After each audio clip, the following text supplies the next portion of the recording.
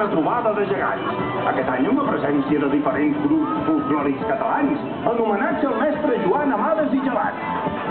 Per als qui no ho sabeu encara, enguany es celebra l'any Amades, en motiu del 50 aniversari de la mort d'aquest insigne folclorista, que al llarg de la seva vida va passejar-se per tota Catalunya buscant, catalogant i estudiant diferents costums i tradicions d'innumerables poblacions catalanes. Joan Amades ha estat el folclorista més prolífic, tant per materials recercats, continguts i obra escrita que ha tingut mai el nostre país. I per tal de gaudir d'una diada festiva, en homenatge a aquesta figura cabdal de la nostra cultura, ens acompanyen tot un seguit d'amics, vinguts de diferents punts de la nostra comarca i de tot el país.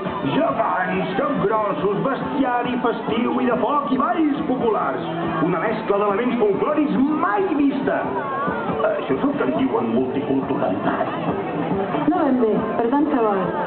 Nosaltres només esperem que gaudiu de la festa i desitjar que entre tots treballem per no perdre tot aquest patrimoni que ens han llegat els nostres avantpassats. Benvinguts tots a la 17a trobada de gegants i capgrossos i mostra de grups folclòrics. I ja està tot dit. Músics a tocar, gegants a ballar, dracs a cremar. Que comenci la festa!